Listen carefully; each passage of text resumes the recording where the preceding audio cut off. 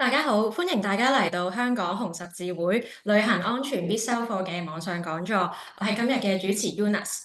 咁最近國際間咧都有唔少嘅新聞啦，係關於地震啊等等嘅自然災難。咁相信唔少熱愛旅行嘅香港市民咧，都可能會擔心，如果喺外地啊遇到呢一啲突發嘅狀況咧，唔知有啲咩方法去自保咁樣樣。咁所以陣間我哋嘅講座咧都會講多啲關於防災嘅應變指南啦。咁另一方面咧，大家可能都會擔心嘅就係，如果本身買咗旅遊保險，咁遇到呢啲突發情況又會唔會受保咧？咁陣間我哋都會講下呢一個主題嘅。咁今日咧，我哋就請嚟我身邊嘅咧，有香港紅十字會社區避災高級經理楊以華 Eva，以及係香港紅十字會社區避災經理陳軒軒 Cathy 咧，去同我哋分享下一啲避災嘅知識啦。咁另外咧，我哋今日都好榮幸同時請嚟藍十字亞太保險有限公司營業顧問蔡水宏先生 Harris 咧，佢會同我哋講下旅遊保險方面嘅注意事項嘅。咁大家咧或者會留意到我哋畫面嘅右下角咧有一個 QR code，咁其實咧就係紅十字會自緬甸地震以嚟咧都一直有喺當地做緊一啲救援啦同埋賑災嘅工作，咁所以咧我哋都喺度想呼籲大家咧可以透過捐款啦去支持我哋嘅工作，咁每一個捐款咧都可以為災民去帶嚟希望嘅。咁喺講座正式開始之前咧，我哋都想同大家講下香港紅十字會嘅服務範疇啦。咁針對地震等等嘅災難咧，我哋一路都有做緊一啲救災同埋避災嘅工作嘅。咁除此之外咧，我哋亦都係好全面咁樣進行其他嘅人道工作啦，包括係社區健康服務及教育，例如係流動健康教育站啦，去推廣一啲基層健康嘅信息。咁另外咧，我哋仲有人道參與及教育嘅服務，就係主要透過劇場啊等等嘅互動形式咧，去推廣一啲人道嘅理念嘅。咁最後咧，我哋仲有一個服務範疇咧，就係特殊教育及復康啦。我哋而家有4間特殊學校咧，去服務一啲有需要嘅同學仔嘅。咁我哋入翻今日呢個講座嘅正題啦，咁或者都介紹少少我哋紅十字會避災同事嘅背景啦。咁我身邊嘅 Eva 咧，佢喺海外同埋本地賑災啊避災嘅工作方面咧，其實都有好多年嘅經驗啦。佢曾經參與過大大小小嘅救援啦，同埋一啲災後重建嘅工作。咁近年咧，佢亦都係好着力去研究一啲關於氣候災害相關嘅議題嘅。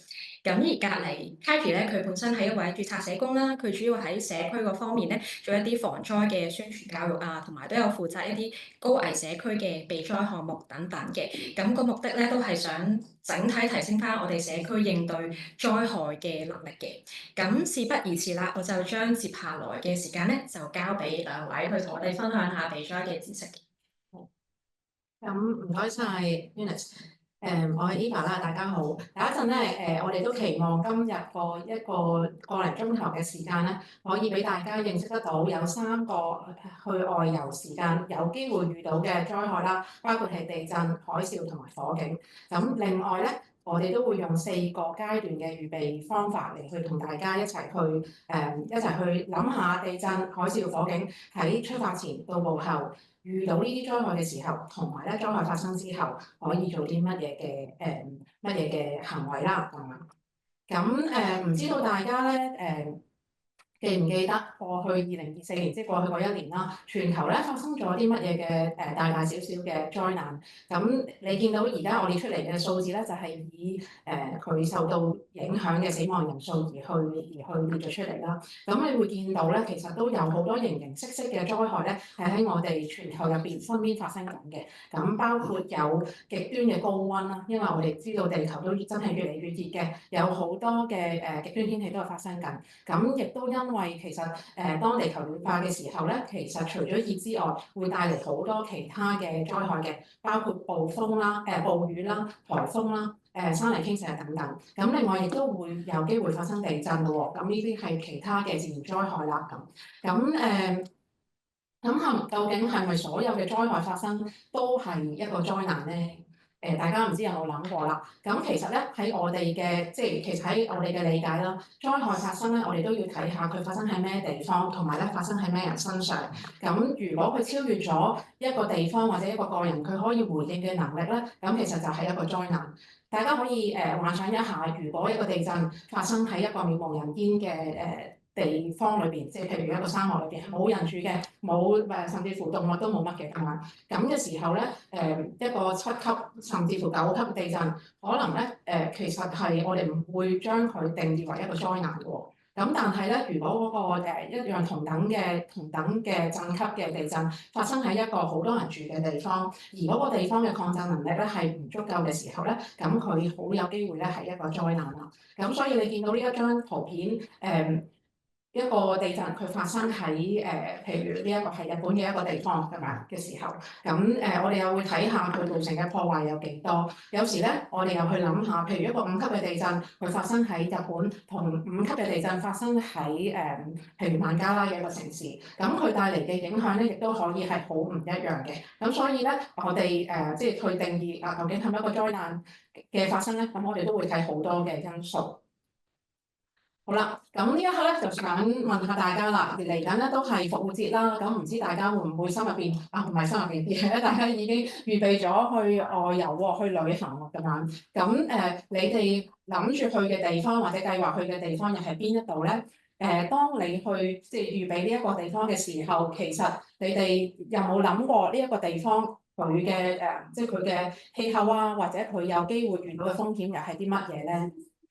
咁所以咧，我哋而家就一齊去到出發前有啲乜嘢要去預備啦。咁所以咧，我頭先就話啦，首先第一樣嘢就去諗下呢一個地方咧，其實佢會唔會本身係有一啲狀況係會危及個人安全嘅咧？包括佢會唔會有衝突事件係一路發生緊嘅啦？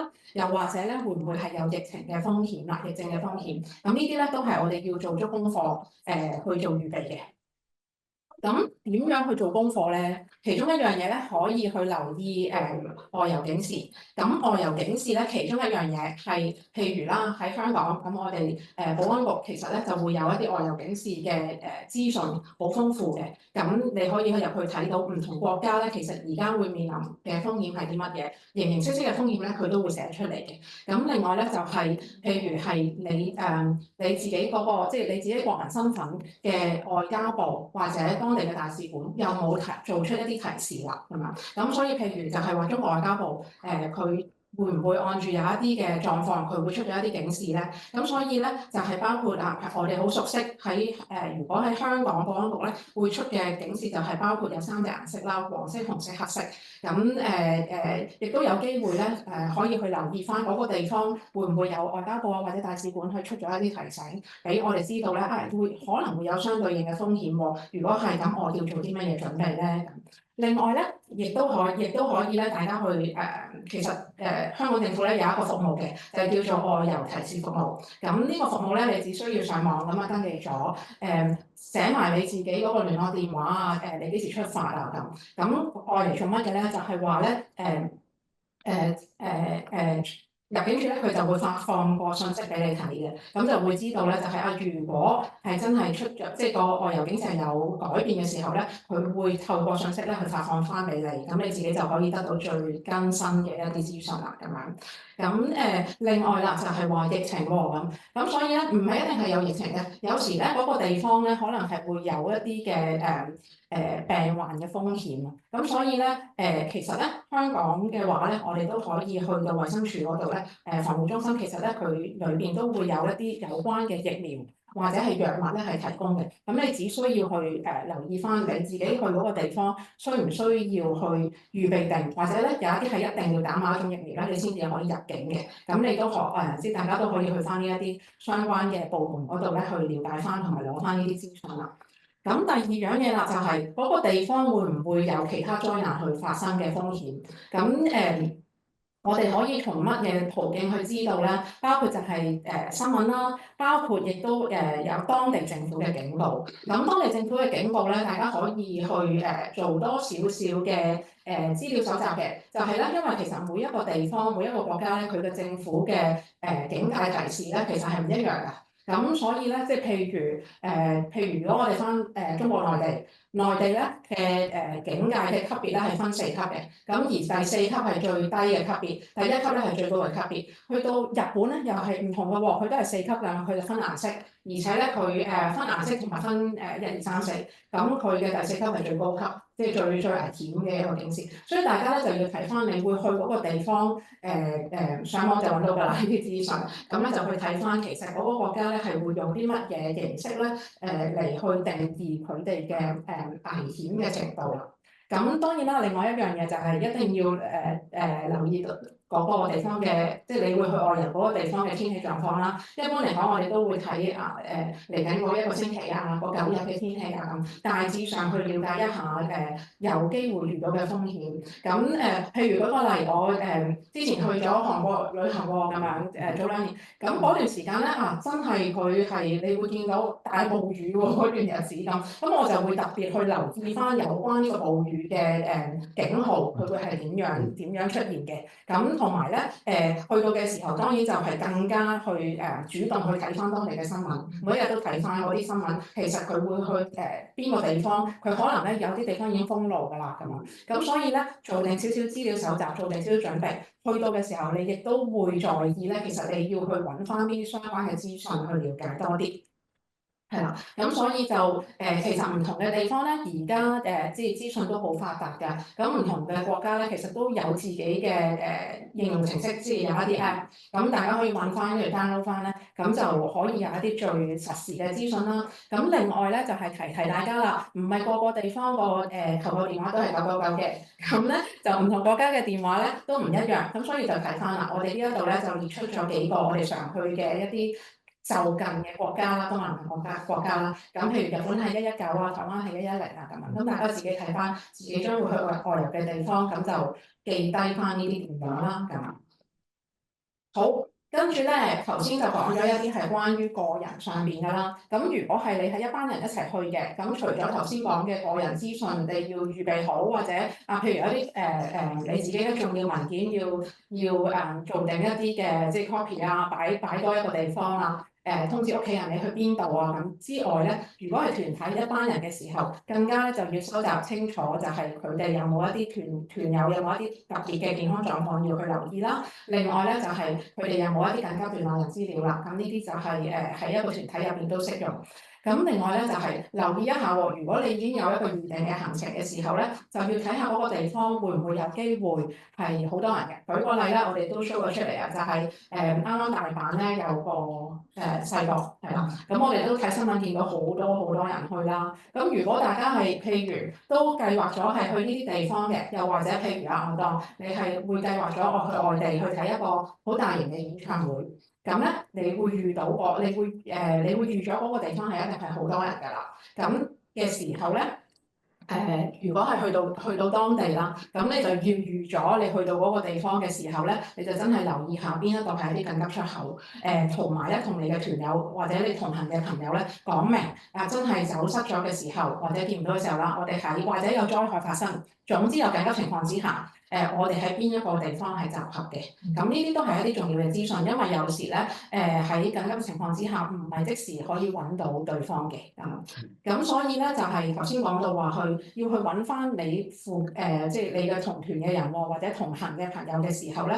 都諗一諗，寫出嚟我哋就叫聯絡機制啦。其實好簡單，就係邊個揾邊個啊咁其實都係一個咁簡單，或者係我哋係一啲 common sense。不過咧係做定一個預備啫，即係譬如話咧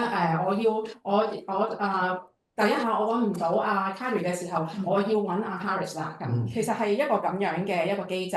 咁所以咧就係大家有一個默契咯。咁而對外咧亦都係可以，即係亦都留定一啲對外聯絡嘅資訊啦。特別係你如果係成個團一齊去即係去一個外遊嘅時候，咁包括咧就係一啲關於機票啊、酒店啊嘅一啲聯絡電話啦。咁當然就係關於保險嘅一啲嘅聯絡電話啦，亦都係要留底啦咁樣。咁第三樣咧就係預備一個緊急逃生包。唔知大家有冇聽過呢個緊急逃生包 （emergency kit） 呢一樣嘢咧？我哋就都鼓勵大家咧可以預備定嘅喎，佢唔使一定好大個嘅。咁咧就你會見到我哋列咗一啲嘅物件出嚟啦。呢啲嘅物件咧，其實好多嘢咧都係即係好細嚿嘅啫，係咪？咁就包括咧就係譬如有哨子啦，有毛巾啦，有電筒啦。最好咧，如果你揾到一啲電筒咧係唔使用電芯嘅，有一啲咁就我哋叫手搖電筒，咁用電芯都冇問題嘅，你有一個電筒就比較穩陣啲。跟住咧就係電話啦，同埋咧最好要有叉電器嘅，係啦。咁仲有一啲就係身份證明文件嘅副本啦。當地嘅地圖個意思咧就係話咧，我哋其實嗰個理論咧都係唔係所有嘢靠晒我哋個手提電話啊？我哋咧如果平時咧大部分咧都好依賴我哋嘅電話嘅，包括咧可能我個身份證明文件我影咗張相咪得咯，咁地圖我上網揾咪得咯。咁但係咧緊急情況之下有機會，第一可能你個電話唔 work 啦，可能冇電啦，可能冇網絡啦，咁所以咧我哋都會建議咧。預備呢個緊急逃生包嘅內容咧，其實係你去想像咧，如果嗰個處境咧係上唔到網嘅，又或者冇電嘅，咁咧你都有一個後備嘅資源去提供俾你啦，咁樣或者後備嘅資訊。咁仲有咧就係少量嘅現金。咁我頭先咧就未提到喎，其實咧我都會建議咧大家去擺一啲乾糧同埋食物嘅。係啦，食水係啦，咁呢一啲咧都係即係如果 touch wood 真係被困一個短嘅時間啦，係咪？因為我哋都好難話喺個逃生包嗰度儲糧幾個月嘅，係咪？咁而家講緊咧係緊急逃生嗰個逃生包，咁所以咧可能係2-3日嘅簡單嘅乾糧啊、食水啊，係咪？咁係維生短期嘅維生。咁所以咧就個樣係可以係呢啲咁嘅樣啦，俾大家望下。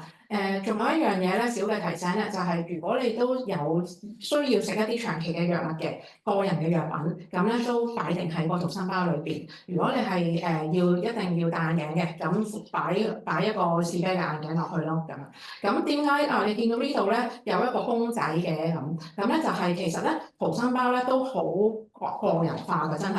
咁所以咧其實譬如啦，如果同行有小朋友嘅咁我哋咧都會建議就係會唔會擺一個公仔落去？如果有真係 in case 要逃生喎，咁樣去咗一個陌生嘅環境，可能咧年紀細嘅小朋友咧，佢哋都會好不安嘅，你要舒緩佢情緒嘅。咁有一啲咧佢好熟悉嘅物件喺度咧，咁就會容易啲陪伴佢度過呢個時間啦，咁樣。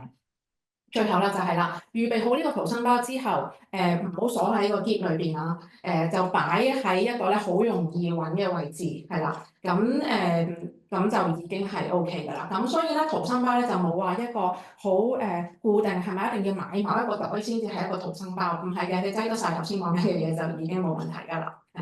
咁啱啱講完嘅咧就係預備嘅時間，即係出發之前就已經可以做嘅頭先嘅工作。到咗嗰個地方啊，我哋到咗個地方可以做啲乜咧？如果一去到嗰個酒店嘅時候，第一樣嘢咧，我就會去睇嗰個逃生路線。通常咧喺個酒店房，如果係住酒店嘅話咧，喺酒店房咧都會有一個逃生路線嘅走火路線或者逃生路線嘅圖。咁另外咧都留意一下咧，你嗰一層咧嘅會有一啲嘅逃生嘅sign 啦，我哋叫做啲 signage 啦。咁你就去睇翻咧嗰啲位記一記我出咗門口之後我要轉左定轉右。其實呢個係即係最簡單，又唔需要即係唔需要太複雜去諗嘅。咁呢個咧已經係了解咗你哋即係最就近你嘅一個逃生路線啦。望一望，真係望一望。咁然之後咧就會安心啲嘅，係啦。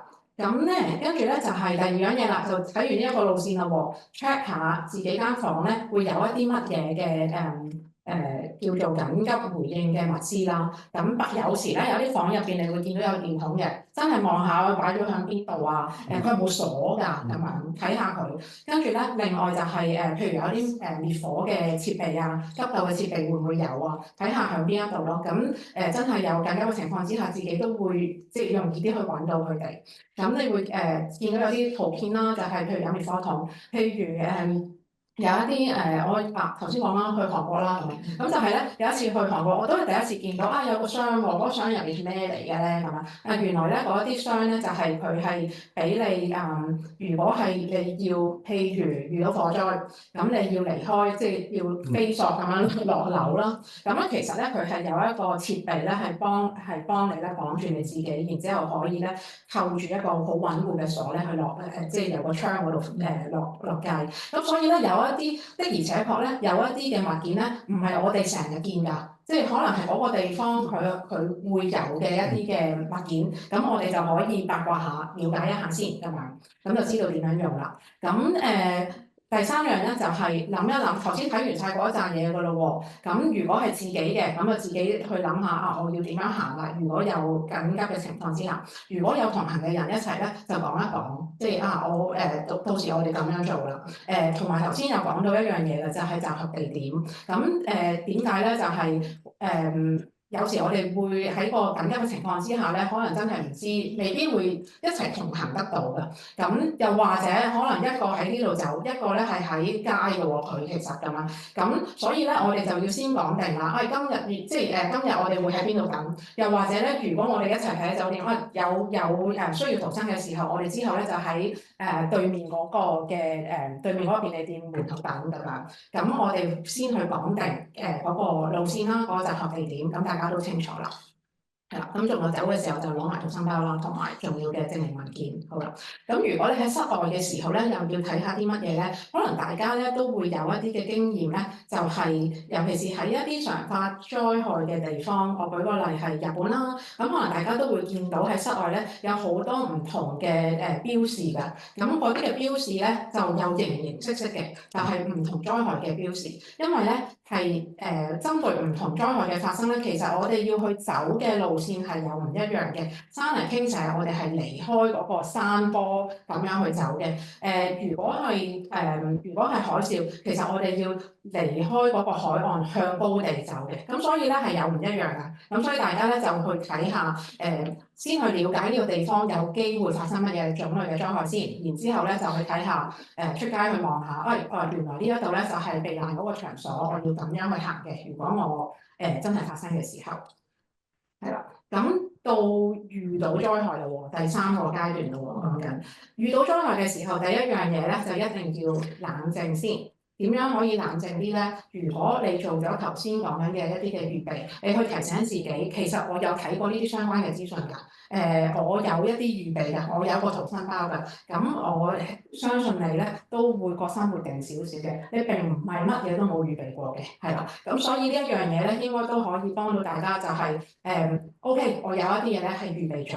咁然之後咧就去留意下啦。我而家呢一個位置咧，係咪安全？會唔會有一啲嘢已經冧緊啊？會唔會要去講俾你聽？其實我要盡快離開，定係你而家睇下呢個環境，其實都相對安全嘅。咁然之後你就要去判斷咧，我要走定係唔走。咁我哋等一陣咧，下一個部分咧，我哋就會慢慢去講地震、海嘯同埋火警嘅時候點樣去做呢啲判斷，係啦。咁然之後咧，就再去留意你真係去走嘅時候，又要留意啲咩嘅細節咧？咁我哋等陣都會講嘅。咁最後咧就係顧咗自己自身安全先，即係去肯定自己，其實我呢一刻我係安全冇問題，我咧就要開始去即係可以去照顧身邊嘅有需要幫助嘅其他人咯，咁樣。咁另外啦，安全咗之後嘞喎，走定係唔走決定咗啦，跟住就發生啦。咁跟住咧就去諗下啦，我需唔需要求救？咁求救咧有幾樣嘅，第一咧就係如果你係被困啦，被困咧我哋就會建議大家唔好大嗌，又唔好用自己把聲，咁因為咧用唔到太耐嘅，即係用自己把聲最好咧。所以點解逃生包如果有哨子係最理想啦？就用個哨子咧，咁就會發出一個即係可以容易啲發出聲音。咁另外咧，真係冇嘅時候就敲打一啲硬嘅物件咯，咁就發聲啦。其實最主要等其他人聽到。咁又或者如果你有電筒嘅閃光啦，同埋閃燈，咁呢啲都係可以幫到你咧喺即係被困嘅時候去求救咧，等人哋去留意到你嘅存在同埋你嘅位置。咁另外一樣咧就係嗰個求救嘅過程啦。如果係仍然係可以接觸到資訊嘅其他資訊嘅時候，繼續去聽當地嘅一啲嘅資訊嘅更新啦，睇 app 啦，睇下又或者咧，甚至乎咧去睇下自己，即係因為有時咧唔肯定咧嗰個地方佢。即時出嘅官網嘅資訊咧，係咪我哋都睇得明嘅語言啊？係啦，咁所以咧有機會咧就係當然我哋可以用翻譯嘅即係網上翻譯嘅平台啦。咁如果唔係咧，就可能又睇翻香港會唔會有一最新嘅新聞啦咁樣。咁所以咧都要即係都要比較彈性地去周圍去揾資訊啦。咁但係頭先我提咗大家嘅。我哋出發前其實咧，我哋都做咗好多預備㗎嘛。咁我哋有穩定有邊啲嘅 app 啊，或者穩定嘅邊啲嘅官網，其實係可以睇到資訊嘅。咁我哋揾翻嗰啲嘢出嚟就 OK 啦。咁呢度咧就舉咗一啲例子咧，就係譬如上面嗰個圖咧，就係日本嘅一個警戒級別嚟嘅，一級係最低，即係最即係危機意識、危機嘅狀況最低嘅，5級咧係最高嘅。咁所以咧，佢又有佢自己嘅分佈，咁佢嘅顏色亦都係有佢嘅定義啦。下邊嗰張圖咧就係台灣嘅，咁台灣咧佢佢就分4級嘅都係啦，咁佢就用顏色嚟去分嘅，係咪？咁紅色咧就係最嚴重嘅一啲地方，所以自己就要去睇翻咧，我哋去嗰個地方咧，其實佢係點樣去分辨，即係個政府嗰個官方嘅定義，乜嘢係警戒嘅級別，咁自己要睇翻。好啦，咁到災害發生咗之後啦，又要做啲乜嘢咧？咁就係我哋要確保自己嘅，即係頭先話，如果我哋留喺度嗰個地方係安全嘅，我哋就留喺嗰度啦，或者去集合嘅地方。下一步咧，我哋就要去求助㗎咯喎，就要去揾其他嘅方式去求助。咁我哋就要睇下啦，譬如身體上面有冇受傷啦，我哋需唔需要去急救啊，或者即係要接受急救，或者要去揾其他嘅醫護嘅支援啦。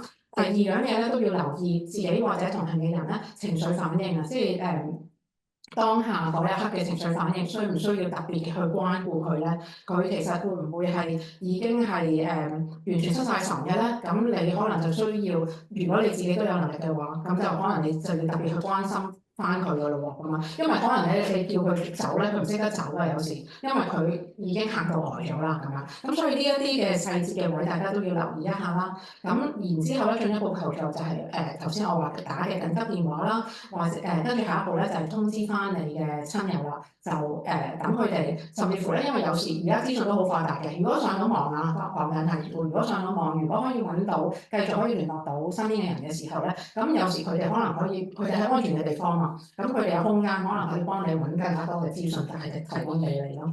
咁另外咧就係真係要留意翻咧，嗰個地方嘅大使館嘅安排啦，同埋我哋香港政府嘅安排。咁有一個支援電話1868，真係有需要嘅時候可以去打呢啲求助嘅電話咯。咁仲有啦，喺個過程入邊咧，而家提定大家先，雖然咧真係發生嘅時候可能都好忙亂嘅，但係咧大家記得，即係如果可以嘅時候，因為呢啲災難而發生嘅即係譬如頭先話啊，要去入住醫院喎，要或者要有啲特別嘅交通安排喎，咁有啲使費，呢啲支出我哋盡量去保留所有嘅單據啦，所有嘅證明啦，影低佢啊等等，咁之後咧就方便，如果我哋係有買保險嘅，就向保險公司去申請啦咁樣。好，咁頭先講緊咧就係整體災害發生之後，我哋個人可以做啲乜嘢？咁至於團體上面咧，就頭先我話你有成班團員㗎嘛，你有一個聯絡嘅機制㗎嘛，咁所以咧你要知道自己要幾時去同翻你嘅團長去匯報翻啦，同埋咧跟住落嚟嗰個安排係乜嘢啊？咁要跟大隊做嘢㗎喎，咁樣。係啦，咁而團嘅負責人咧，亦都要去即係去確保翻大家嘅安全啊、健康啊，係咪喺個安全嘅地方嗰度可以暫避得到啊，等等啦。好啦，跟住落嚟咧，我就請我同事啦 Carrie 就會去幫手咧，去講3個有機會常見嘅災害。係啦，我請 Carrie。好，唔該晒 Eva，咁就非常之清晰咁樣咧，為我哋介紹咗喺面對唔同災害嘅時候，其實喺唔同階段，其實我哋可以做啲乜嘢嘢去應對咧。咁就接住落嚟咧，就真係進入到咧唔同嘅災害，其實我哋有啲乜嘢特別相應嘅一啲嘅措施，其實係需要去做翻咧。咁第一個同大家介紹咧，就係地震啦。咁而家大家見到呢一幅圖咧，其實就係全球係比較多發生地震嘅一個地方啦，見到係紅色一啲嘅點咧，其實咧就係嗰個經常發生嘅地震嘅位置。咁大家都會知道咧，其實地震會發生喺咩地方咧？主要咧其實就係一啲板塊嘅邊緣嗰度咧，佢哋就會發生㗎啦。咁所以香港人經常好中意去旅行嘅地方係啦，譬如日本啦、台灣啦，咁都係一個高危係會發生地震嘅一個地方啦。咁所以今日就都去介紹一下嘅。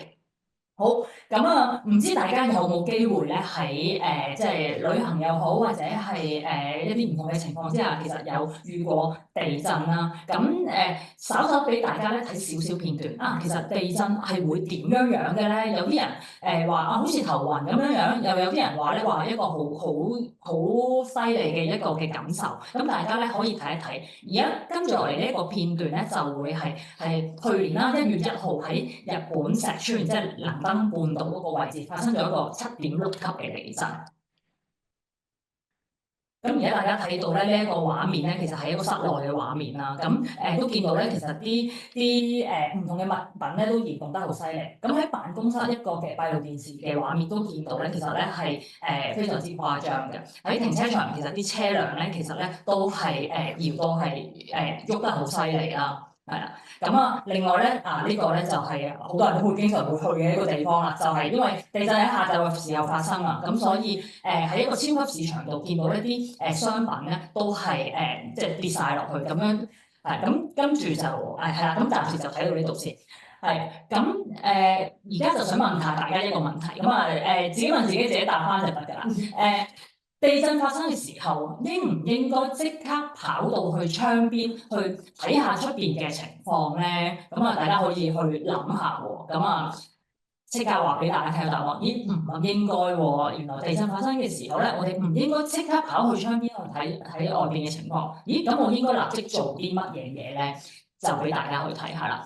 原來咧，我哋有一個嘅口訣咧，係非常之重要，亦都係3個好基本嘅動作咧。乜都唔記得都好，地震嘅時候咧，就一定要記得呢3個動作。我哋叫做 drop、cover 同埋 hold 嘅。咁就係第一個 drop 啦，即係即刻踎低。咁因為當個人重心高嘅時候咧，其實好容易跌倒嘅，係啦。咁你如果地震嘅時候更加就係你會企唔穩咧一定。咁所以咧，即刻去踎低。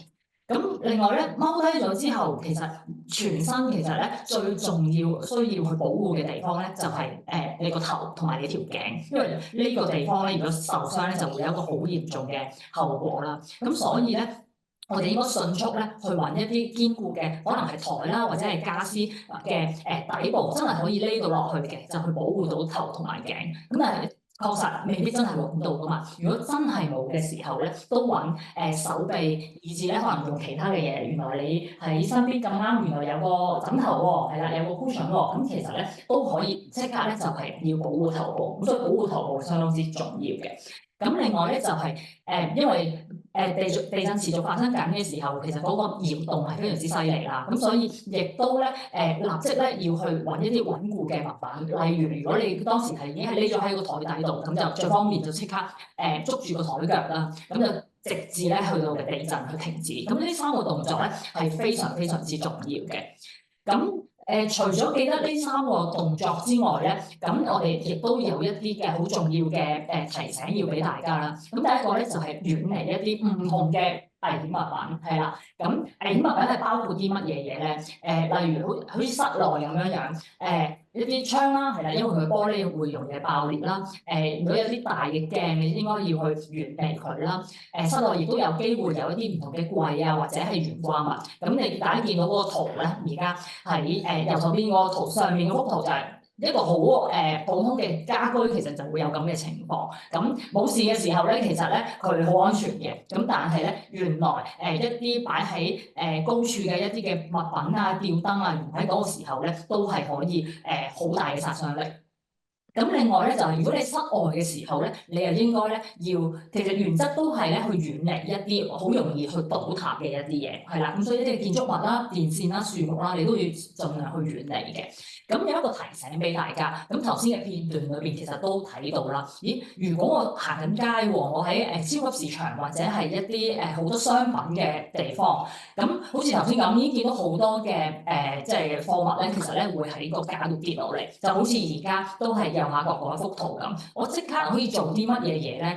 原來有一樣物件喺當你行街嘅時候，好多時候咧身邊都會有嘅，就係一個購物籃咁樣，係啦。咁樣咧，你見到裏面人都係咁，即刻咧將佢遮住個頭，係啦，保護住個頭。咁所以原則咧都係去保護翻嗰個嘅頭部嘅。咁保持冷靜啦，咁呢個係即係任何嘅災害發生嘅時候咧，都一個非常之重要嘅一點啦。咁就唔避免一啲咧好危險嘅行為。咁乜嘢叫危險行為咧？係啦，唔好搭 lift 啦，係啦，因為即係地震嘅時候會影響建築物嗰個結構，其實嗰個電梯都好有可能咧係會故障嘅。咁亦都咧唔好係亂跑啦，甚至乎咧係從高處咧去逃生嘅，係啊，即係跳落樓係啦。咁樣呢個咧係非常之危險嘅一個動作嚟嘅。好，咁另外一方面啦，地震嘅時候咧，又有可能你係會喺揸緊車嘅喎，係啦，咁知道可能去日本嘅時候有機會係自駕遊啦。咁如果我真係揸緊車嘅時候，如果我遇到地震，又可以點做咧？咁一定都會係好慌張㗎啦。咁所以咧唔好即刻急剎停嘅，係啦，慢慢去減速，盡量靠邊去停車。原則都係咧遠離一啲嘅容易倒塌嘅嘢啦。咁所以橋啊，一啲嘅高架嘅一啲嘅即係道路啊、隧道咁樣咧，就盡量去遠離嘅。咁亦都可以打開死火燈啦，咁樣提醒咧其他嘅車輛咧，你停低咗喺嗰個嘅位置。咁我哋唔需要咧急於去離開架車嘅。咁可以繼續留喺架車上邊啦。講緊係冇即時危險啦，係啦。咁綁好安全帶咧，就留意翻四周咧，其實有冇一啲嘅即係其他嘅危險。咁就繼續咧去同頭先講嘅都一樣啦，去打開一啲嘅手機啊、上網咧，去留意翻最新一啲嘅情況，咁就等待地震係結束嘅。咁呢個咧就係一啲嘅提醒。如果你喺架車上面又應該點樣去做咧？咁講咗好多地震發生當刻，你喺唔同嘅位置嘅時候，你應該要做啲乜嘢嘢嘅應對啦。咁地震發生之後又點樣咧？原來發生之後都唔係話即刻冇事嘅喎，原來我哋都有一啲嘢咧需要去注意嘅。咁首先就確保一啲人身安全啊，係啦，會唔會其實本身已經有受傷嘅，咁樣即時去做翻一啲嘅處理啦。咁而地震咧好多時。一次主震之後咧，好有機會咧係會發生餘震嘅。咁所以咧，當嗰個嘅即係之後咧，其實會有機會發生餘震。所以咧，如果你身處嗰個嘅地方有機會係有危險嘅話咧，就應該去離開啦。有一個好特別嘅提醒喎，就係咧記住着鞋，係啦，着翻對鞋咧先至去走嘅，係因為有時可能你咁啱真係地震發生嘅時候，你係喺屋企，係啦，甚至乎係即係夜晚瞓緊覺嘅時候，你未必咧即係有着到鞋嘅。咁點解咧？因為咧原來地震發生咗之後咧，好多嘅地方可能會受到破壞啦，咁都好容易咧會可能踩到玻璃啊，或者係令你有受傷嘅，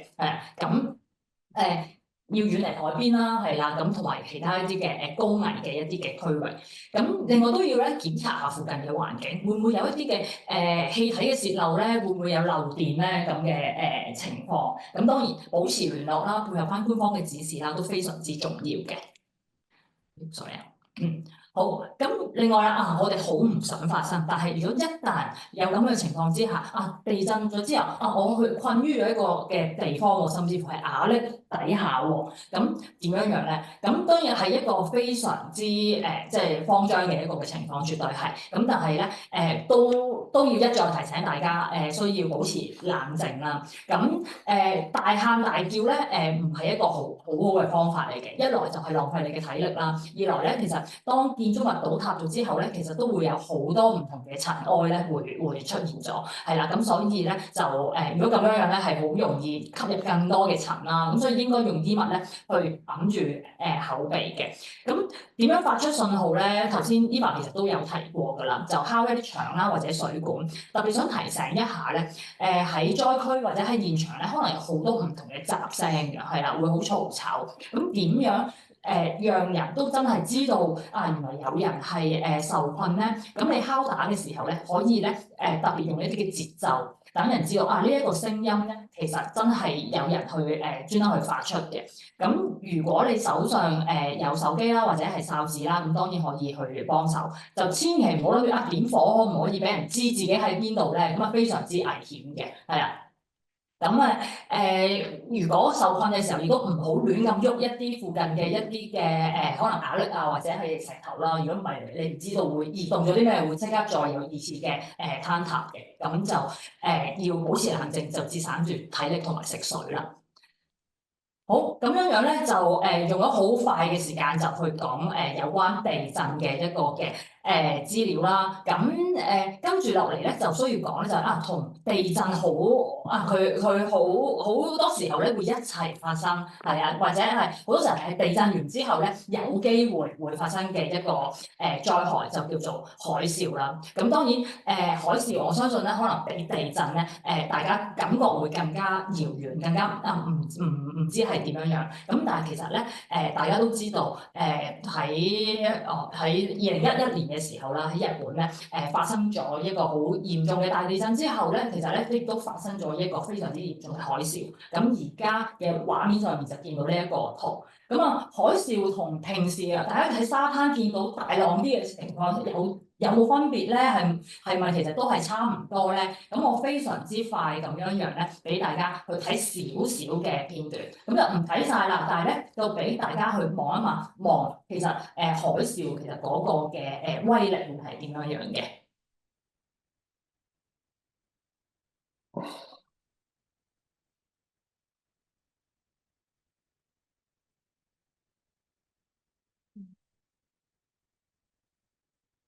嗯。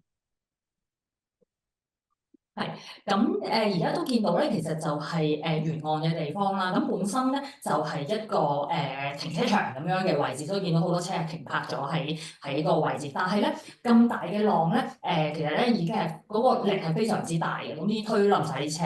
咁大家見到咧有啲人咧望到嘅時候咧，都即刻離開啦，即係都唔敢怠慢啦，係啦。咁所以就見到其實海嘯咧係非常之係迅速嘅。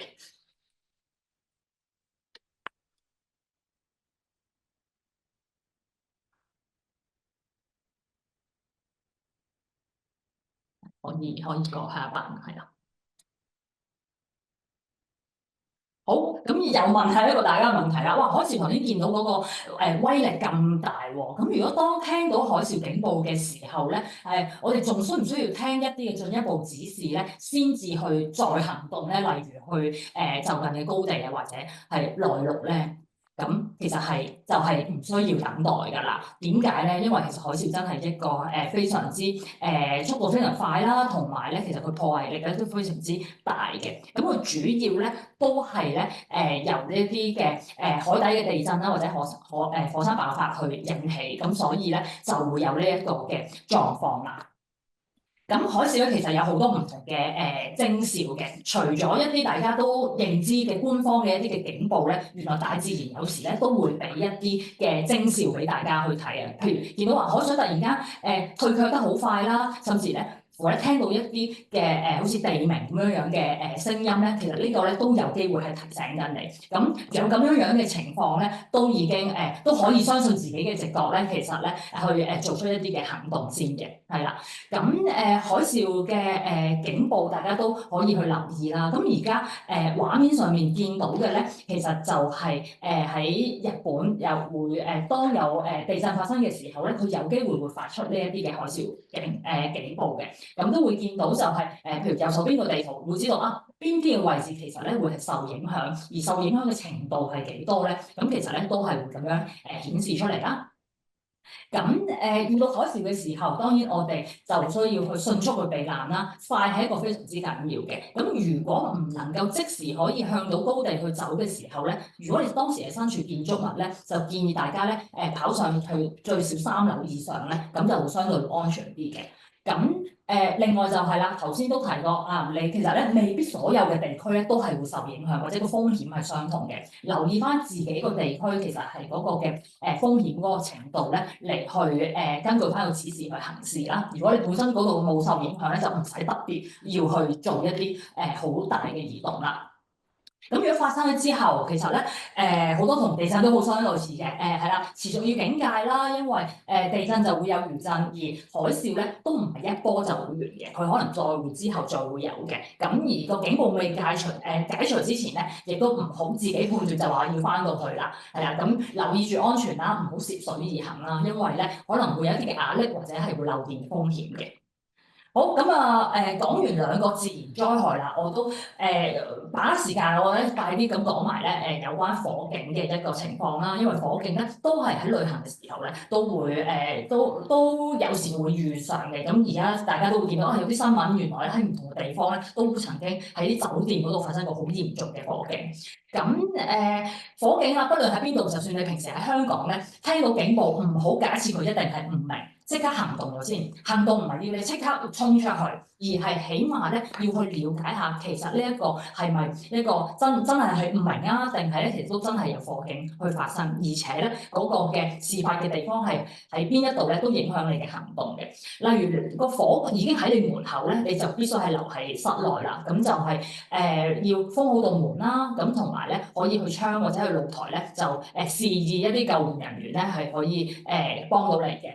咁但如果唔係喎，你都睇到出邊其實咧暫時係未有濃煙嘅，就即刻咧就要去準備啦，拎翻頭先講嘅逃生包啦，另外就係逃生3步啦，咁樣咧就係行樓梯去逃生嘅，係啦，咁記住走嘅時候咧，記住閂翻道門，係啦，咁就唔會波及到嗰個單位啦。咁但係如果已經發現到樓梯係已經有煙啦，咁就即刻睇下可唔可以改用其他嘅樓梯。如果真係冇辦法咧，就翻去單位度暫避嘅。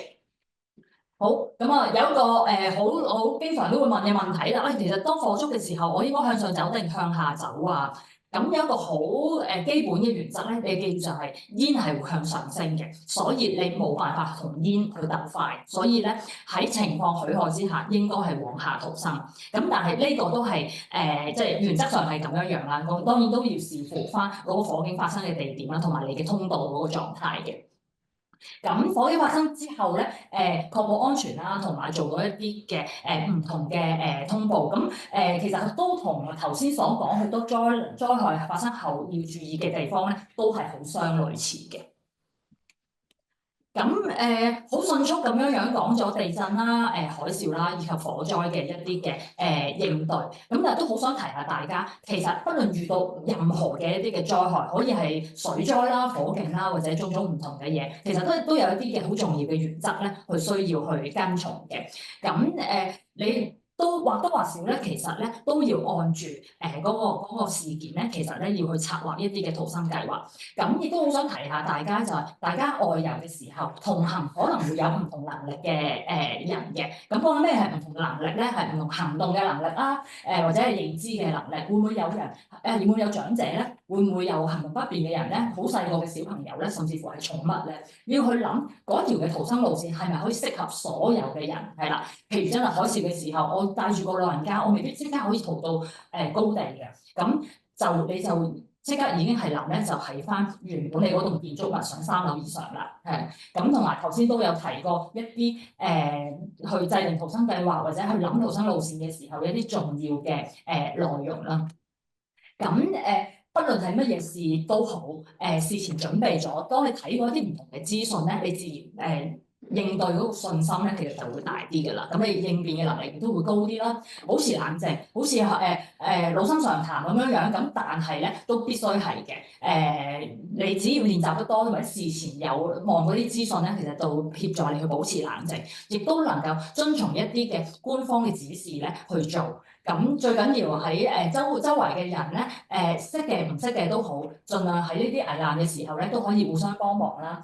當事件發生咗之後咧，除咗真係見到身體上邊嘅受傷或者財物上面嘅損失，原來有機會咧對你自己或者其他嘅人咧，心靈上面咧都會有啲嘅影響喎。照顧身體之餘咧，都會照顧埋你嘅心情嘅，咁令我哋咧可以咧更好咁樣樣咧，即係遇到災難都好，都可以更好咁樣復原。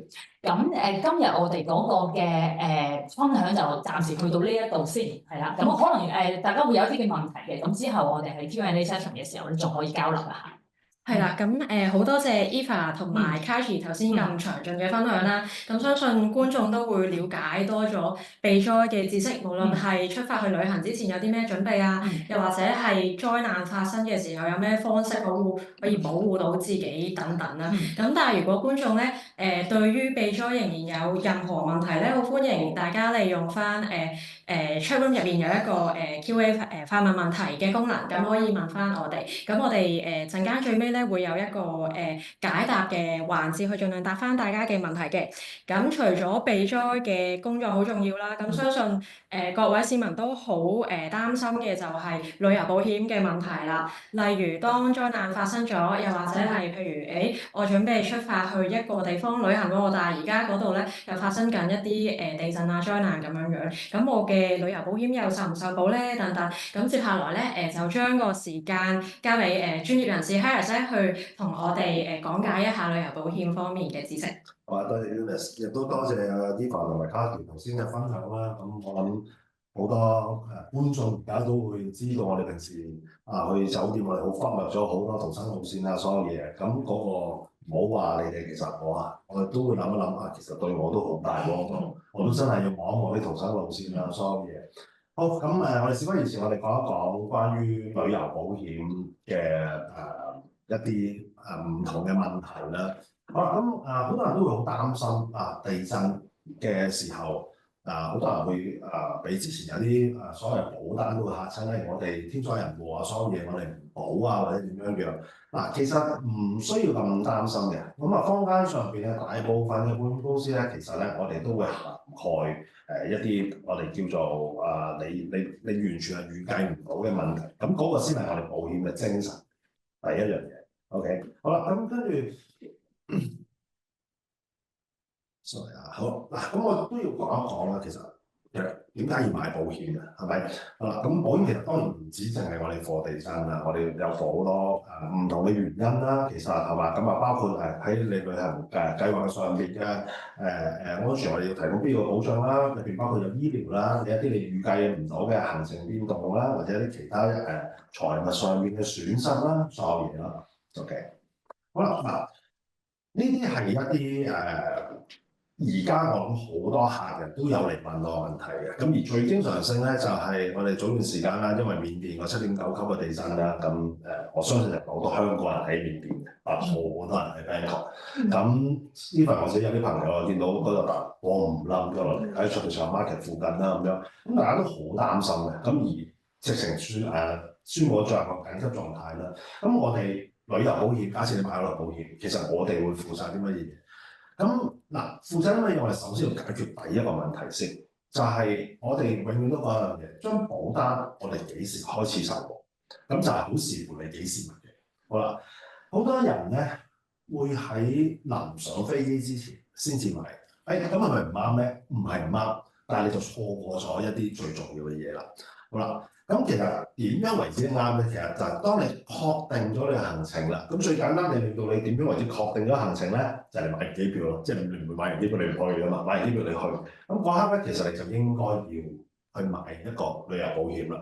點解咧？因為喺嗰刻開始買，我哋個受保就開始啦。嗱，無論你係 plan 緊半年後，你 plan 緊一個禮拜後、2個禮拜後，我哋都生效㗎。其實好啦，咁個好處係咩？就係好啦，例如我哋有啲客人啦，佢係喺個地震前早2個禮拜，我已經 confirm 咗嗰個行程㗎啦。咁樣咁佢有買個保險喎。咁佢因為嗰個地震個問題，而佢真係有啲考慮，我究竟去唔去啊？或者佢個情況佢 worse 到佢去唔到嘅話，咁佢就可以因應一啲保單嘅條款去得到一啲賠償。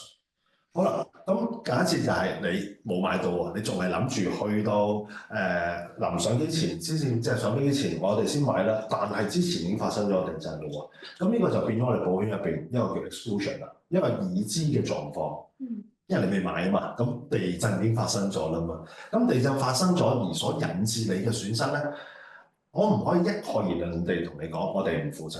但係有一啲部分我哋係唔會負責，而嗰部分好主要就係因為地震引申嘅嘢。咁地震當然係一個原因啦。咁地震譬如頭先阿嘉傑啊，佢哋都有講過啦，海嘯啦，係嘛，火警啦。如果個火警我哋 related 到係個地震嘅話，其實都有機會係喺個不保範圍入邊嘅。OK 所以大家你可以睇一睇呢一度啦。客戶嘅保障係唔受影響，乜嘢唔受影響咧？就係你喺未知嘅情況之下，即係未知有地震嘅情況，我已經買咗。咁所以就係如果你大家想得到最大嘅保障咧，我建議大家就係你確認咗行程嘅時候，例如你已經買咗個機票。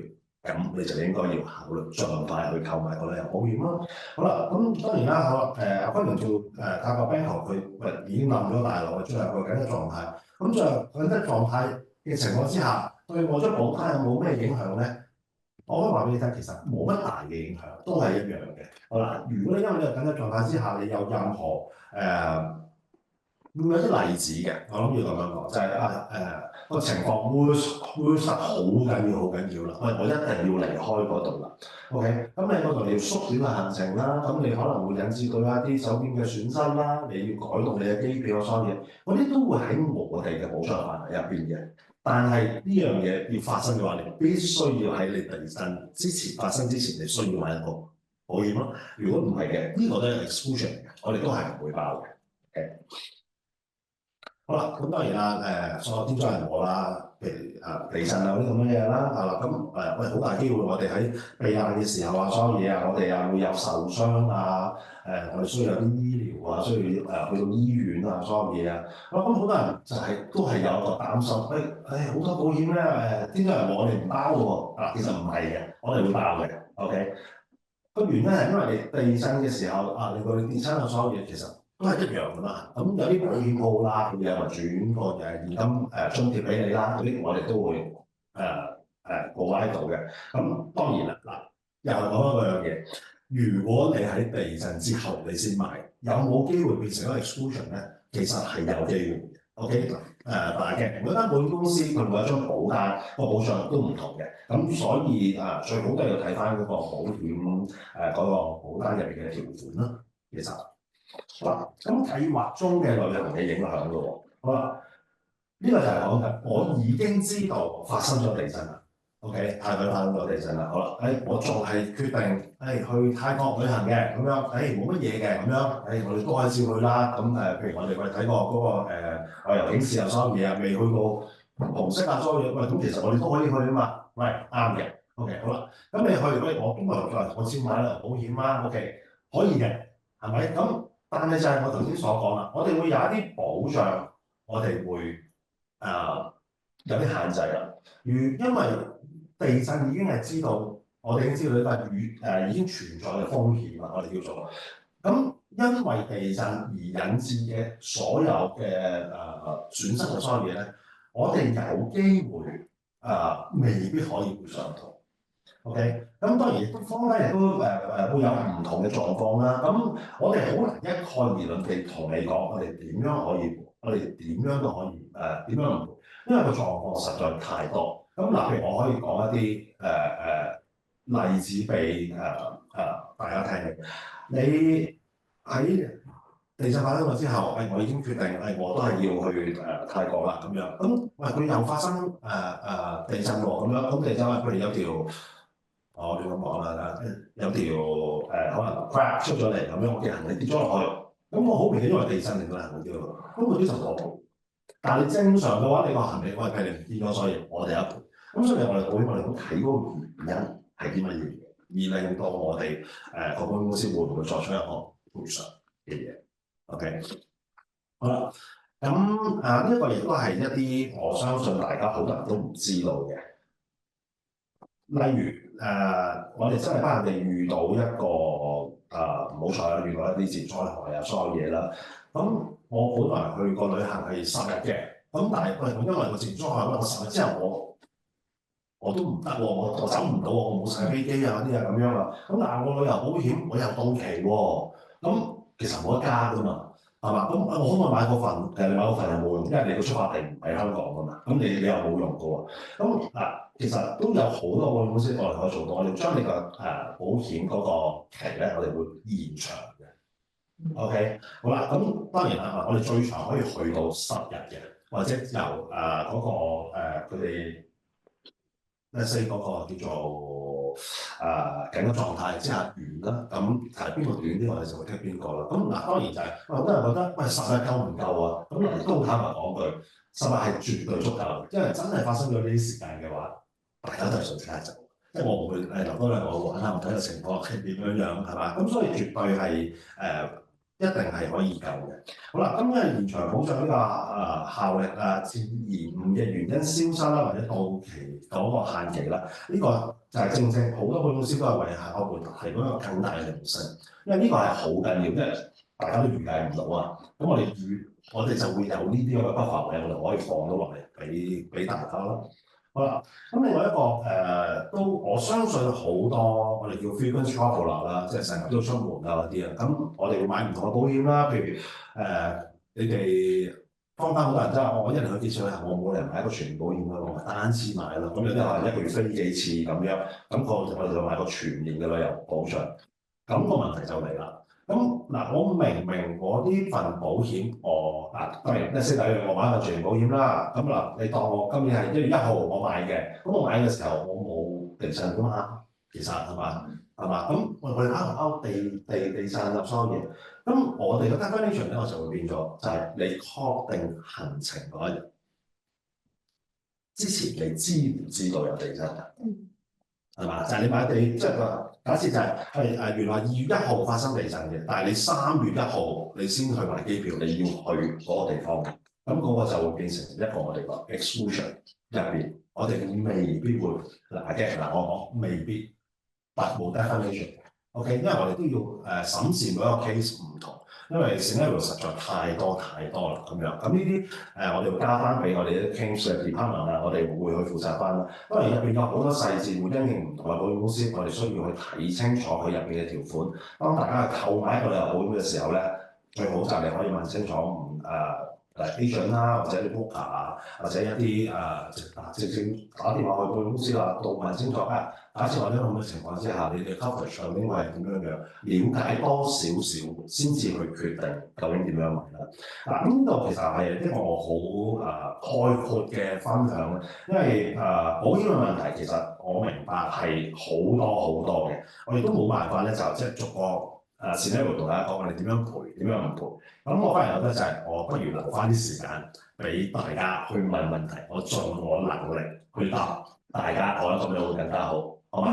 好，多謝啱啱嘅 Eunice 啦，好冇？係啦，好感謝 Harris 咁詳盡保險上嘅分享啦。咁其實相信頭先講嘅嘢咧，其實都解答到唔少市民嘅疑問嘅。係啦，咁但係我頭先咧見阿 Eva 同埋阿 Cathy 咧都好留心聽你嘅講解啦。咁相信兩位可能都成日去旅行啊，或者去其他地方，咁可能都有啲好真切嘅保險上嘅問題。不如趁而家仲有少少時間啦，咁兩位如果有問題都可以問一問 Harris 嘅。就住我，唔好問我。多謝你俾呢個機會我哋問先。係咁頭先我哋咧都有舉過幾個例子，就係有機會發生嘅災害啊。咁所以咧，但係又聽到個旅遊保險都有好多嘅terms and conditions 啦。咁既然我有機會遇到有好多唔同嘅災害喎，所以我一份保險夠唔夠啊？嗱，一定要知道一樣嘢。其實要好按你個人需要去買保險，呢個係我不嬲我都講嘅嘢。OK， 好啦，一個旅行我哋會假設我哋會發生災害啊，所有嘢咧，一個旅遊保夠唔夠 cover 咧，其實第一要好視乎你去邊度啦，視乎你嘅使費係幾多啦，視乎個意外有幾嚴重啦，有冇人傷亡啦。咁我哋一講緊要牽涉到 medical 嘅時候，咁我哋會諗到旅遊保，我哋會負責啦。你自己本身有冇買 medical 啦？你公司本身 medical 會唔會 cover 啦？好啦，咁你會唔會有一啲人壽啊或者其他嘅嘢嗰啲保險去 cover 到咯？咁嗱，所以個問題就係會要好視乎你有啲乜嘢嘢，同埋你需要啲乜嘢嘢啦。咁當然其實你帶到一個好嘅問題嚟嘅。我買一份旅遊保險同我買兩份旅遊保險，佢 cover 我同一個行程，其實得唔得咧？嗱，某程度上咧，當然啦，你買10份我哋都好歡迎，係啦。咁但係賠嘅時候咧，就係、譬如你假設你要索償1000蚊咁樣啦，咁你總共索償金額只可以1000蚊，而唔可以你就係買咗10張旅遊保，我哋賠10個1000蚊俾你咯，唔會咯，係咪？咁所以其實個 concept 就係、你唔會得到更加大嘅收益，但你會攞到更加大嘅保障。其實咁就要好視乎你每一張單入邊嘅條款，你覺得佢對你 coverage 你夠唔夠？唔夠你買多張，咁你就要聽兩次咯。即係萬一真係有事，你咪聽兩次咁就得。我都有問題。好，咁我推介一個問題，因為頭先即係我講譬如地震咁樣樣，係啊，咁地震就好多時候會發生餘震㗎嘛，咁同埋佢未必係好短時間會發生嘅，即係會譬如係之後1個禮拜咁樣樣有機會咧都會有地震發生啦。咁頭先你都一路就會有提好重要件事發生咗未係一個好關鍵嘅一個點嚟嘅。咁其實點樣去界定嗰個係同一件事件啦，定係可以去獨立咁樣去睇？嗱，當然我諗保險公司咧，佢都冇辦法去預測呢樣嘢。咁喺冇辦法預測嘅情況之下咧，我哋會根據政府發布嘅消息。咁譬如例如我有警示啦，或者你去嗰個地方，佢對佢嗰個受呢個自然災害，佢嗰個延伸性究竟會有幾大啦？係嘛？咁我哋最簡單，我哋理解咪黃色、紅色、黑色啊嗰啲咁樣樣咯。OK， 好啦，咁你一日未解除呢一樣嘢，其實我哋咪就係知其實嗰個地方係唔安全咯。咁唔安全嘅嗰個就已經係有一個我哋叫不受保嘅事項喺入邊咯。咁嗱，又要搞清楚一樣嘢喎，不受保事項係地震喎，咁係咪等於我哋保海嘯咧？我哋保火災咧？唔係喎，我哋因為地震引起嘅都係嘅喎。因為海嘯係點樣嚟？佢唔會無端白事嚟噶嘛，佢因為地震嚟噶嘛，係嘛？好啦，咁譬如地震會引致火警，會係嘛？咁但係你如果一個正常火警你遇到，當然我哋會賠啦。但係如果嗰件事係因為地震引申嘅火警，咁我哋就會難啲去 cover 咯。OK 嗱，but again，唔同嘅保險公司會有唔同嘅見解。OK， 呢啲都係要睇翻保單條款，我先至可以好肯定去答你咁樣啦。In general 會係咁樣理解。好嘛？係啦，咁相信Eva 同埋 Cathy 咧，即係都就住自己個人嘅問題咧，得到一個好詳盡嘅解答咁樣樣。係啦，咁如果你之後有問題咧，可能都再請嘅 Harris 咁樣樣啦。係啦，咁不過而家咧就將個時間咧就要交翻俾去一啲觀眾嘅問題啦，因為咧頭先都收到一啲觀眾直接嘅問題嘅，咁就我都喺度問一問啦。咁就係首先係關於避災方面嘅，就有觀眾問到咧，因為而家好多人都係自由行啦，即係自己 plan 行程啊等等。咁針對佢哋自由行呢個旅遊嘅模式，有冇一啲特別嘅建議？避災上嘅建議可以俾佢哋咧？咁不如我嘗試去先去回答先啦。咁我諗整體上面嗰個預備咧，好似頭先講話出發前有啲乜嘢資訊你要先搜集啊？有啲咩嘅重要嘅文件或者重要嘅聯絡嘅呢啲嘅資料交低俾你即係可能更加聯絡人啦。咁呢啲咧其實喺原則上面咧都係一樣嘅，即係我諗係無論你係自由行啦，即係或者即係你個出入嘅模式係點樣，咁最安全、最保守嘅方法都係咁樣去做。咁當然你話啊，如果我跟團，我係咪乜嘢都唔使諗咁樣？咁就睇下你放唔放心啦。咁所以咧，其實即係好似跟團啊，就有一個領隊或者有一個旅行社去幫你手去收集呢啲資料嘅，只不過係。咁我相信其實你個人上邊嗰個預備咧都係差唔多嘅。係啊，好多謝 Eva 嘅解答啦。咁另外下一條問題咧，都係即係觀眾比較擔心關於即係災難發生嘅時候嘅應對。咁即係譬如如果災難發生嘅時候，佢冇咗 network，即係冇咗網絡嘅話，咁佢哋有咩方法可以同佢哋嘅親友去保持翻一個聯絡咁樣樣咧？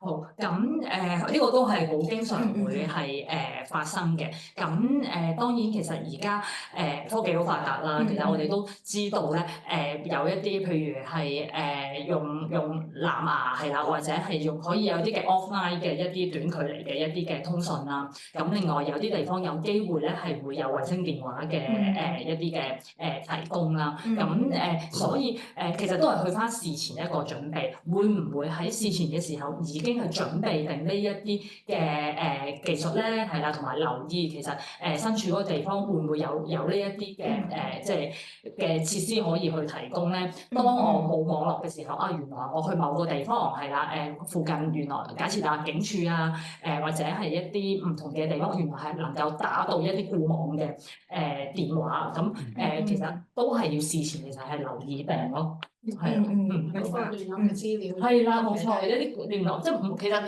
去翻最基本就唔好所有嘢都真係只係靠個電話，係啦，有一啲甚至乎會唔會而家問大家原來啊，你識唔識打，即係記唔記得屋企人嘅電話啊？係啦，都未必真係每一個都會記得，咁所以咧一啲紙本嘅一啲嘅contact 啦，咁其實咧都唔好全部成日擺晒喺電話啦，即係全部都要有埋paper 呢一個嘅選項咯，咁就會安全一啲。明白。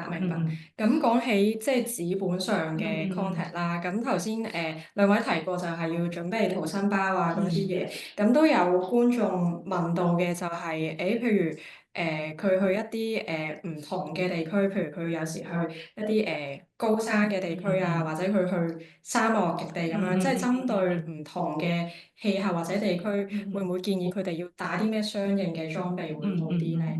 我諗呢個就其實逃生包係本身係一個唔係一個完全只係有 standard 嘅一個內容嘅，其實都係好按個人需要啦，同埋當地嗰個嘅需求。譬如佢係一啲嘅好凍嘅地方，係啦，咁特別一啲嘅保暖嘅一啲嘅設施，其實咧就要擺埋落去啦。會唔會有一啲嘅保暖氈咧？會唔會有一啲嘅暖包咧？咁喺頭先我哋介紹嗰個嘅逃生包都冇特別呢啲 items 嘅。但係如果有咁嘅狀況，咁其實就係要準備定啦。咁譬如啊，去到好極端啊，係沙漠咁樣樣，係啦，咁一啲額外嘅食水同埋乾糧，咁就要放多少少落去啦。咁我哋都會按翻嗰個嘅地方嘅一啲嘅需求，其實咧就要擺啲相應嘅物品咯。不過個原則都係唔好真係嗰個逃生包最後咧係大到我根本好似成個篋咁樣樣係啦，咁其實都要去翻就係簡便啦，最有需要嘅一啲物資咯。明白。多謝 Cathy 嘅解答啦。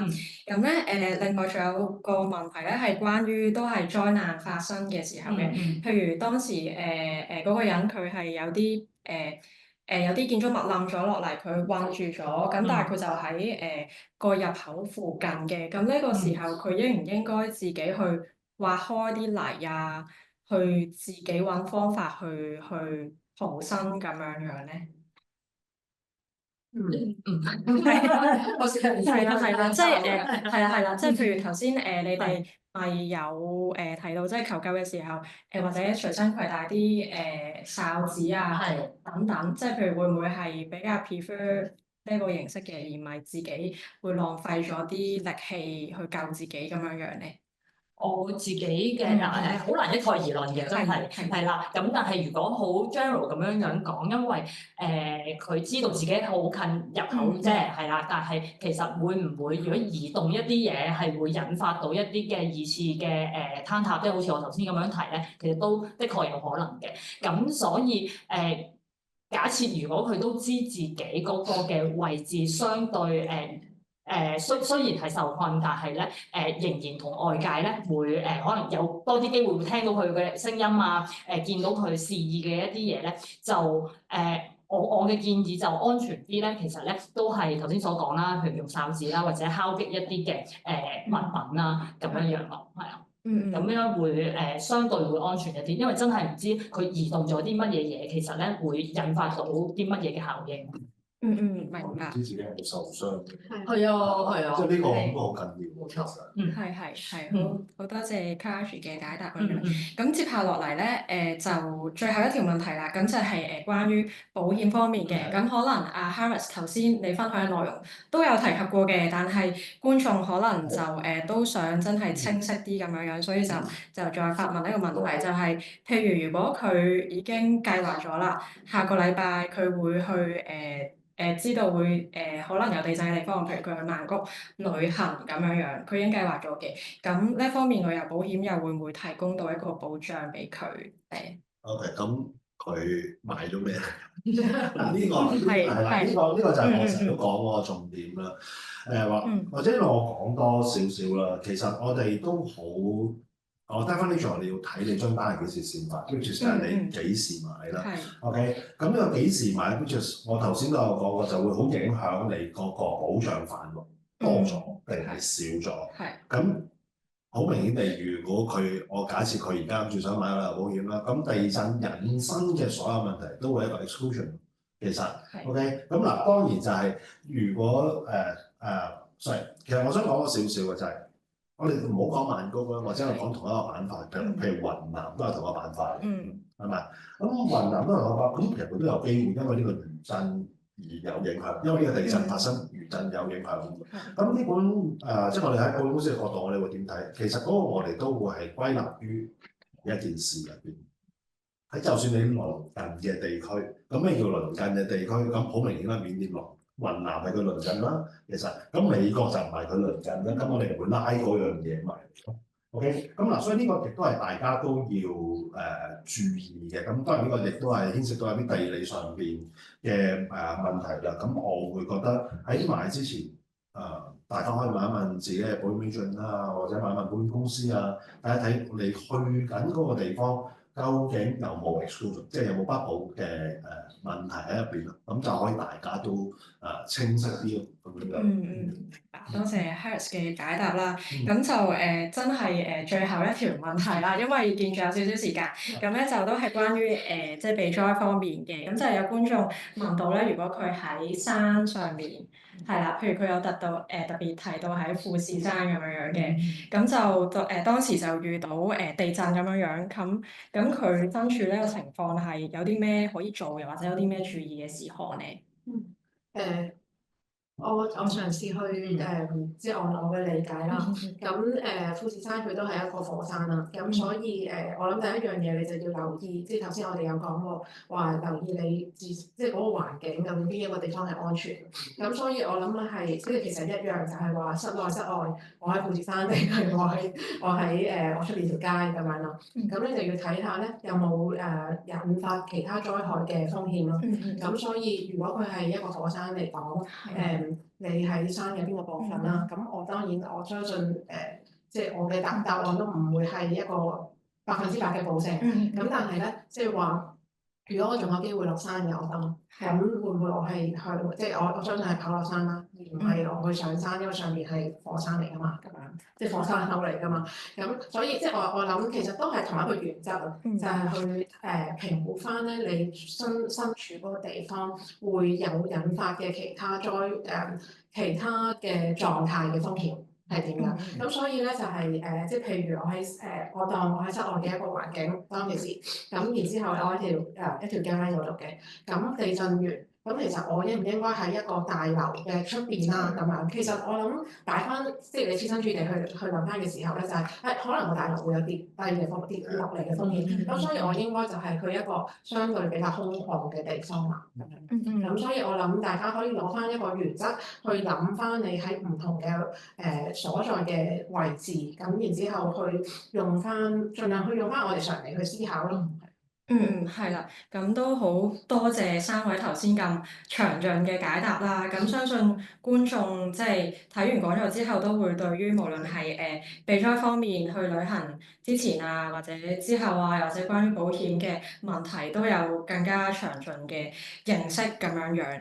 咁由於時間有限啦，咁就即係今日都冇辦法答晒觀眾嘅所有問題咁樣樣。咁所以如果即係觀眾仍然係對於備災啊，又或者係保險方面係有任何疑問咧，咁歡迎去 scan 而家畫面上面嘅 QR code 嘅。咁左邊就會係Harris 啦，佢嘅一個WhatsApp group 咁樣樣。咁大家有啲咩保險上嘅疑問都可以透過呢個WhatsApp 啦，佢就會親自去解答咁樣樣嘅。咁至於另外一個 QR code 咧就會係我哋香港紅十字會嘅備災嘅一個電郵啦，咁都好歡迎大家透過電郵嘅方式去查詢關於任何備災嘅資訊咁樣樣嘅，係啦，咁或者而家都俾少少時間大家去掃一掃呢個 QR code 先。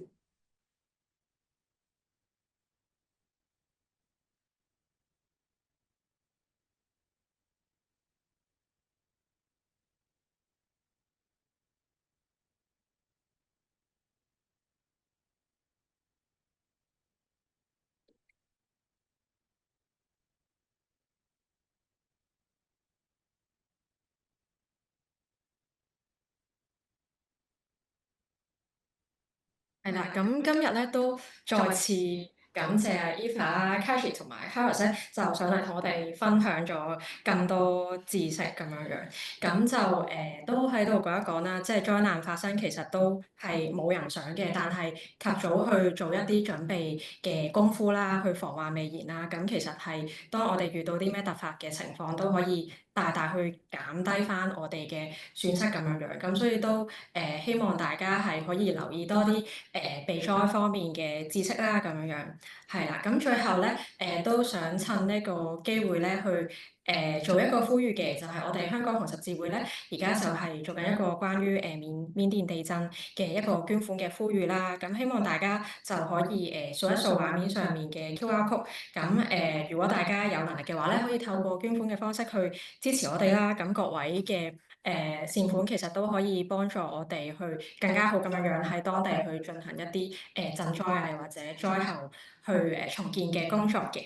係啦，咁今日嘅講座就嚟到呢度啦。咁大家如果對於呢個講座係有啲咩意見嘅話咧，都可以透過畫面上呢個意見調查嘅 QR code 咧，去話翻俾我哋知道嘅。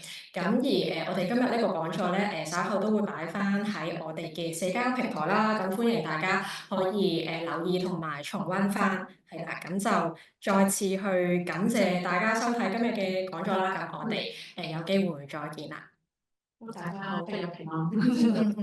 拜拜。拜拜。